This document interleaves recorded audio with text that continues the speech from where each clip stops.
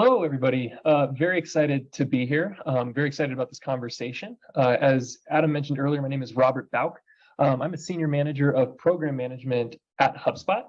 I have been at HubSpot since 2013, where I had the fortunate luck to be hired as the first person at the company to really start thinking about globalization, localization, internationalization. And so I've learned a lot. And having come into that role, knowing next to nothing, I might be similar to some of you out there, but I learned a ton. I'm very interested and excited about the fact that we're connecting these two things, alignment and supercharging localization, speed, and scale.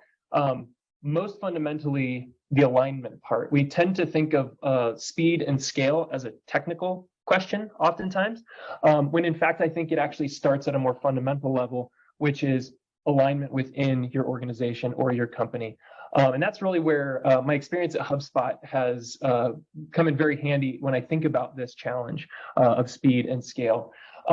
First of all, so how does alignment impact your speed and scale? Quite honestly, you don't get to the right questions to ask the organizations that you're working with about their speed, about what they value in speed and scale, if you're not aligned to them already. And so having that alignment up front with the organizations that you're working with across the company, because we know localization is most certainly a team game.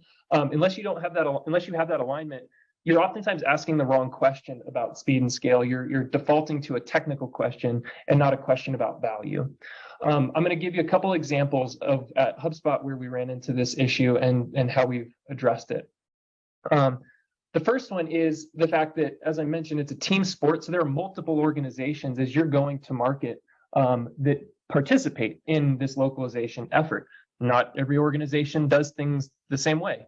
At HubSpot, for us, marketing and product operate in a very different way. They operate in a different pace. They operate in different content levels.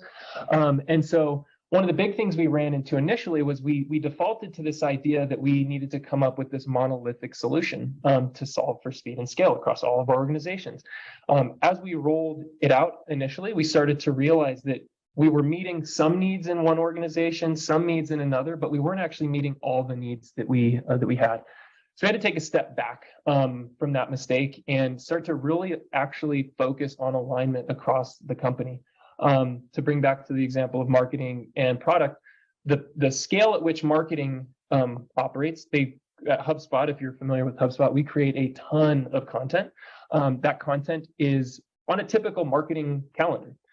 Conversely, in product, we ship, we go back to what Abby was talking about earlier around Agile. We're actually kind of a step beyond that. We're a continuous development organization. And so we're shipping product, hundreds of times a day, shipping code. And oftentimes a lot of that is front end code. And so we had a very different pace and scale that we needed to meet. But until we had those conversations, those alignment conversations about what each of those organizations valued out of their localization experience, we were coming up with subpar solutions. So really quickly, I got about a minute left. Again, taking it back to this idea, like really connecting the alignment to the speed and scale. Three main things we learned at HubSpot, and one of the things that I've continued to carry along with me, even now that I'm not really working too much in localization, which is take the time to build relationships across the company. Localization is a team sport. Understand the organizations that are participating. Once you do that, once you have those relationships, understand what localization means to those teams. Understand what they're expecting to get out of it. Understanding their threshold for quality and for speed.